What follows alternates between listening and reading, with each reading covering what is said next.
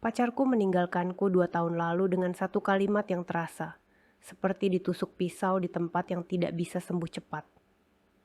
Aku butuh pasangan yang punya masa depan.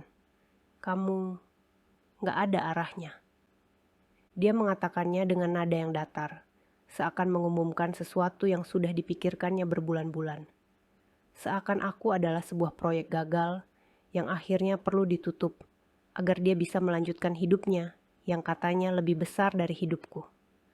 Waktu itu, aku hanya duduk diam, tidak menangis, tidak marah, hanya diam. Diam yang menyakitkan, diam yang membuatmu sadar bahwa orang yang duduk di depanmu tidak pernah benar-benar melihatmu, meski kamu sudah berusaha seterang mungkin. Setelah dia selesai dengan pidatonya tentang arah hidup, dia berdiri, mengangkat tasnya, dan pergi seperti seseorang yang baru menandatangani surat resign.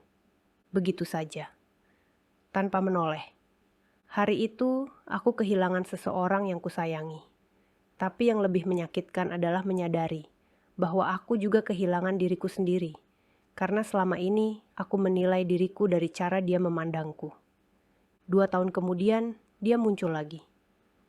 Bukan sebagai laki-laki yang kubiarkan masuk kembali, tapi sebagai notifikasi DM di Instagram yang kubaca dengan hati yang sudah tidak bergetar lagi. Aku lihat kamu di LinkedIn. Kamu keren banget sekarang. Keren banget sekarang. Sekarang. Setelah dia pergi. Setelah aku bangkit sendiri. Setelah aku melewati malam-malam yang dia tidak tahu. Setelah aku membayar harga yang bahkan dia tidak pernah mau pahami. Pesannya membuatku memejamkan mata sejenak. Bukan karena aku kaget, tapi karena lucu bagaimana waktu bisa membalikkan posisi manusia. Pesannya seperti membuka album luka lama yang selama 2 tahun ini kusimpan rapi, agar tidak mengganggu kedamaian yang kupelajari dari awal. Dan seperti itu, aku kembali ke masa ketika semuanya runtuh. Kami bertemu di kampus, di acara volunteer yang kuikuti hanya untuk mengisi waktu. Aku ingat dia datang belakangan, berbicara dengan percaya diri, tertawa keras, dan dikelilingi banyak teman. Dia seperti magnet, bukan karena kebaikan, tapi karena caranya membuat semua orang merasa ingin diperhatikan olehnya. Dia mendekatiku pertama kali saat kami sedang menata kursi. Aku suka caramu kerja. Fokus banget, katanya sambil tersenyum. Itu pujian pertama seseorang untukku setelah waktu yang lama. Dan bodohnya, aku langsung merasa dilihat. Kami mulai ngobrol setiap hari. Dia selalu punya rencana besar, ambisi besar, mimpi besar. Dia bilang dia akan bekerja di perusahaan internasional, punya apartemen sendiri sebelum usia 28, dan ingin hidup yang naik kelas. Saat itu, aku tidak punya mimpi sebesar itu. Mimpiku hanya sederhana, lulus tepat waktu, dapat kerja stabil, dan membantu keluargaku. Tapi dia bilang mimpi itu terlalu kecil. Sayang, kamu bisa lebih. Kamu cuma kurang motivasi, kurang arahan. Dia tidak tahu bahwa hidupku saat itu bukan soal motivasi. Itu soal bertahan. Tapi karena aku sayang, aku mulai percaya kata-katanya. Aku memaksakan diriku masuk ke dunia yang dia inginkan. Ikut seminar ini, workshop itu, kursus mahal yang sebenarnya tidak mampu kubayar. Menurutnya itu investasi. Tapi pada akhirnya yang merasa bangkrut adalah aku. Perlahan, dia mulai menunjukkan sisi lain yang dulu tidak kulihat. Dia sering membandingkanku dengan perempuan lain. Pacarnya si A udah kerja di startup unicorn. Pacarnya si B gajinya 2 digit. Pacarnya si C lagi lanjut kuliah di luar negeri. Setiap kali dia bercerita seperti itu, aku merasa tubuhku mengecil. Aku merasa ruang di sekitarku menipis. Seakan semua yang kulakukan tidak pernah cukup. Saat aku mencoba bekerja keras untuk memperbaiki hidupku, dia bilang aku terlalu lambat. Saat aku mencoba ikut kursus malam, dia bilang aku menyia-nyiakan waktu. Saat aku mencoba belajar hal baru, dia berkata, "Tapi apa kamu yakin kamu bisa bersaing?" Aku dulu tidak sadar bahwa cinta seharusnya tidak membuatmu merasa rendah. Cinta seharusnya tidak membuatmu merasa seperti tugas yang gagal. Aku kira hubungan adalah tentang saling membangun. Ternyata hubungan kami adalah tentang dia yang berdiri di podium, dan aku yang duduk sebagai penonton yang tidak pernah cukup vokal mendukungnya. Hari dia memutuskan hubungan, dia datang dengan raut wajah yang tidak menunjukkan kesedihan sedikit pun. Aku sayang kamu, katanya, tapi masa depan kita beda. Lalu dia mulai bercerita panjang tentang seorang perempuan yang baru ia temui, tentang potensi bisnis, tentang peluang masa depan, dan tentang bagaimana dia tidak ingin menahan aku di level yang tidak tinggi. Level, seakan hubungan adalah permainan peringkat.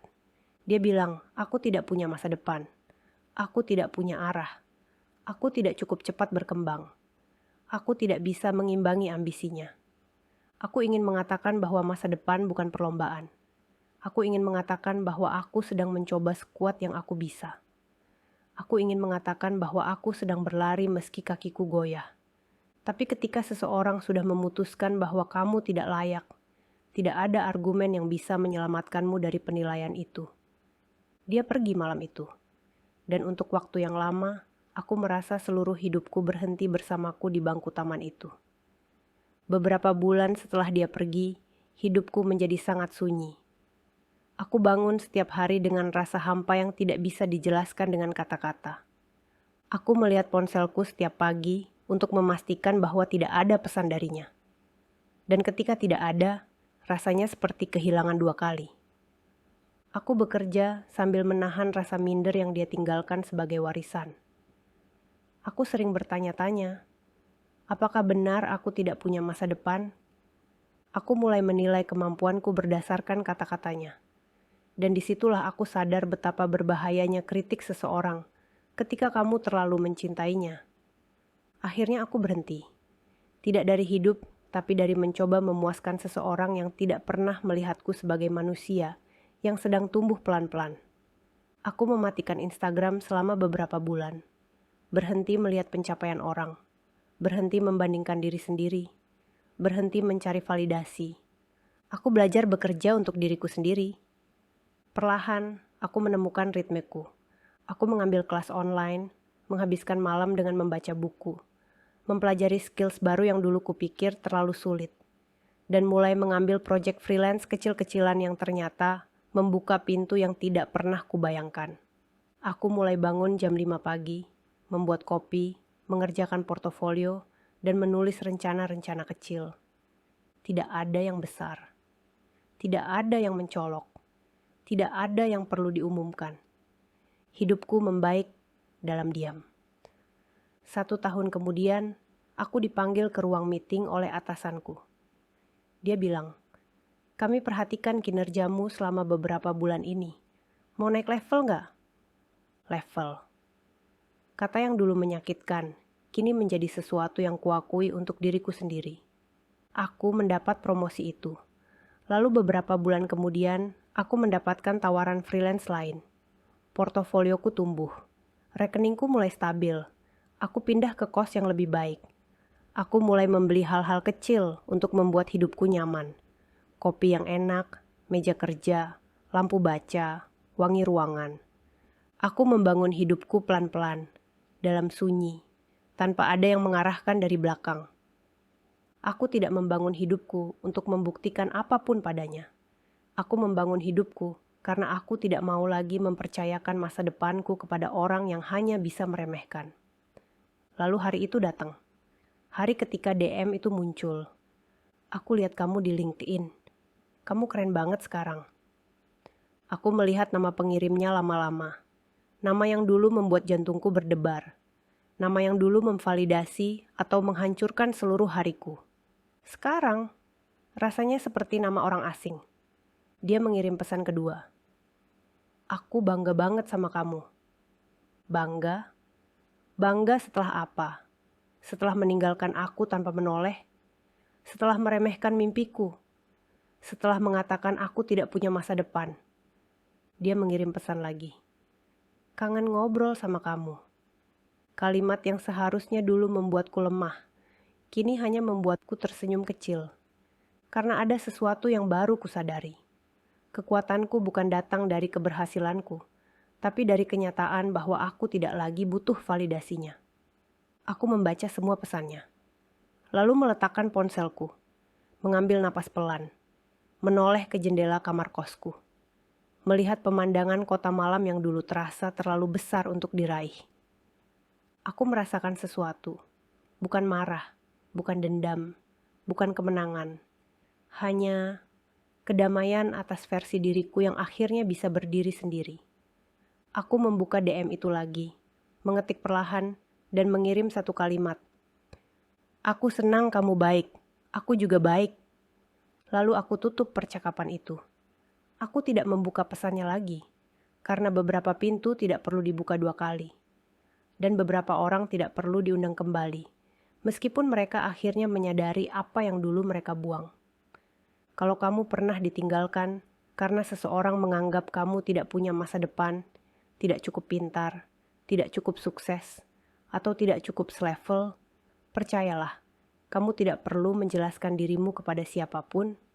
Kamu tidak harus membuktikan apapun kepada mereka yang meremehkanmu. Ceritakan di kolom komentar kalau kamu pernah melalui hal seperti ini. Aku baca semuanya. Dan kalau kamu sedang bangkit pelan-pelan, membangun hidupmu dengan tenang, mencari harga dirimu kembali, atau mencoba menjadi versi dirimu yang lebih lembut dan lebih kuat. Tonton cerita lain di Diam-Diam Balas. Mungkin di sana kamu akan menemukan bagian dari dirimu yang selama ini kamu pikir hilang, padahal hanya menunggu kamu memeluknya kembali.